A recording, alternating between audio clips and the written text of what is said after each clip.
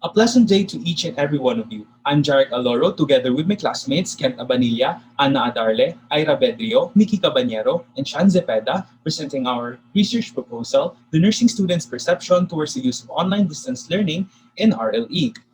Nursing education focuses on both concepts and relevant clinical skills, which is why nursing has a related learning experience where students can hone and practice their skills in a guided environment. Although, due to the COVID pandemic, face to face classes shifted to online distance learning, which presents several barriers. According to OPME, students have a generally positive perception towards the use of ODL as it is easy to use, but considering the barriers of ODL as gaps for further study, it motivated the researchers to undertake the study to describe the perception of the level 3 nursing students towards the use of online distance learning in RLE.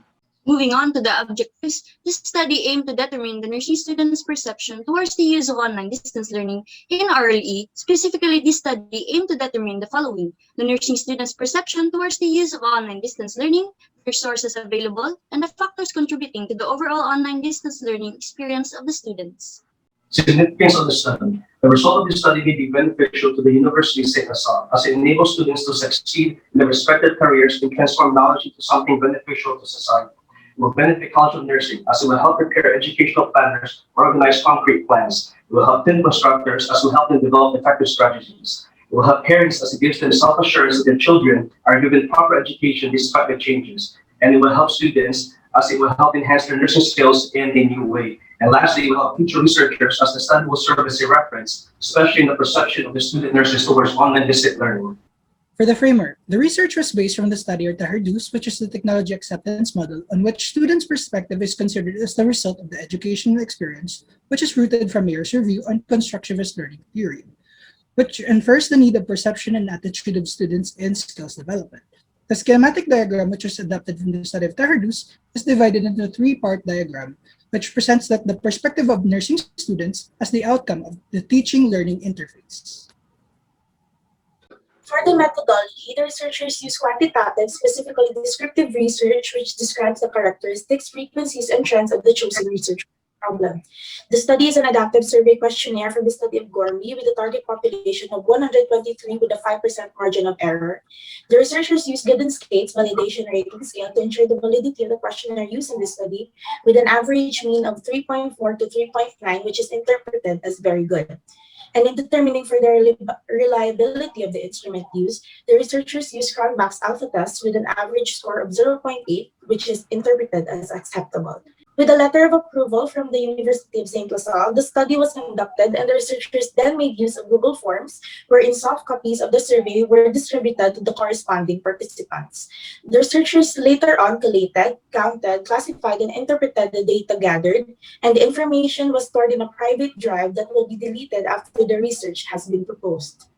So moving on to the results and discussion. For the first block, the level 3 nursing students' perception towards the use of online distance learning in RLE in terms of attitudes. Starting with the highest mean categorical value of 3.2 in terms of the usefulness of online demonstration videos in learning clinical skills. This means that the average of the participants is overall neutral about the usefulness of online demonstration videos in learning clinical skills, but with the majority, 35% of the participants agree that it is useful. In terms of study habits, 41.5% of nursing students agree that they find online demonstration videos useful for RLE. However, the result shows that the majority of nursing students in the study did not feel confident in their competence to clinically manage patients. Subsequently, this also resulted in some students not studying before RLE sessions as they developed activity in the learning process. In terms of perception of the digital learning environment, 40.7% participants both strongly agree that demonstration videos are the most useful medium for learning clinical skills. This may suggest that students prefer demonstration videos, visual images, synchronous videos, conferences, clinical skill checklists, descriptive text, online assessment, and open discussion boards as effective tools for teaching nursing clinical skills as evidenced by the mean categorical value interpreted as agreeing to the prompt when rounded up. For the second block, for the resources available to the level 3 nursing students for online distance learning in RLE in terms of technological gadget, a majority, or precisely 88.6% or 109 of participants, prefer to use laptops in online distance learning in RLE. This is followed by cellular phones, tablets, and personal desktop computers as they find the former convenient in RLE. For the average time spent as presented, 23.6% or 29 participants spent at least 5 hours in online distance learning in RLE, which is the highest, followed by 8, 4, 10, 7, 9, 6, 3, and 1 and 2 hours respectively for the average time spent on ODL. Most of the time spent is attributed to watching demonstration videos and relearning the skills needed for RLE. Data provider, 92.7% or 114 participants have access to wireless fidelity or Wi-Fi routers for online distance learning, followed by the use of mobile data, USB modems, and pocket Wi-Fis. This is because students find Wi-Fi consistent in terms of use. For Block 3, factors contributing to the overall online distance learning experience of the students in terms of first, data speed, 36.6% or 45 of the participants have a data speed of 11 to 20 Mbps. In the study of Christensen 2021, basic web surfing or email requires 10 Mbps. This suggests that students have the appropriate data speed in order to partake in synchronous and asynchronous activities. Second, in terms of audio-video clarity, 48.8% of participants agree that they have good audio-video clarity. In terms of technological fluency, the highest mean categorical value is 4.3, or 48% of participants agree that they are confident in browsing the internet. However, other variables also score an average of 4 or agree that they are confident in terms of using computer, keyboard skills, word processing, using PowerPoint, using email, and using media software, which suggests that students or participants are literate in terms of technology.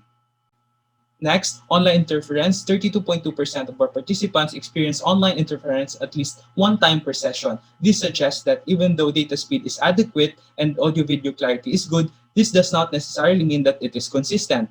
Next, environmental interference. The most common environmental interference is power outage, which 95.1% of the participants experience, followed by disruptive background noise, household chores, and unconducive learning environment.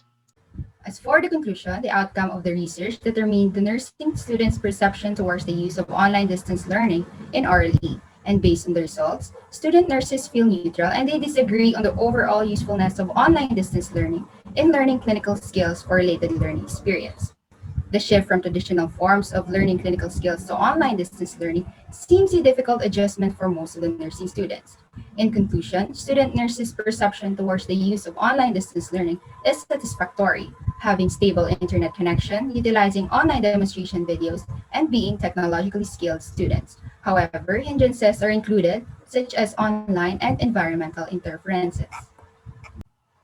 Moving on to our recommendations, for the University of St. Lasalle, the researchers recommend that the university can allocate resources in ensuring that low connectivity students have a means of attending classes.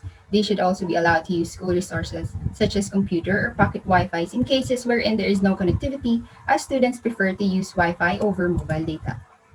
For the College of Nursing, the researchers recommend the department to scout real anonymous patients that may provide students with genuine nurse-patient interaction, and as well as to assess the changes from face-to-face classes and how it affects the level 3 nursing students compared to lower years.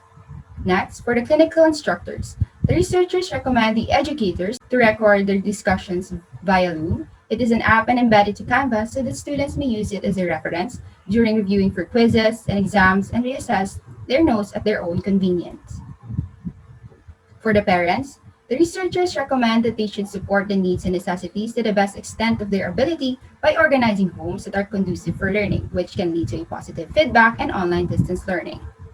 For the students, the researchers recommend that they should give more effort in learning skill-based nursing instruction through alternative ways such as self-studying and improvisation that are beneficial to enhancing the student nurse's skills. Lastly, for the future researchers, the researchers recommend that they explore the effects of the student's nurse's perspective towards the use of online distance learning in RLE with the inclusion of gender as a variable. For the utilization for nursing education, the study may aid institutions and educators in developing and improving concrete plans for providing appropriate mediums and facilities for comprehensive student learning and developing effective teaching strategies. And so as for the nursing research, this may serve as a reference for future researchers with supporting data to conduct other similar studies using other variables not found in this study. You may scan the barcode for our references. We thank our research advisor for their comments and suggestions in the completion of the study, as well as the members of the panels for their honest and critical evaluation of our research proposal. And above all, to God Almighty for giving us strength and perseverance throughout the writing of this research paper. Thank you very much.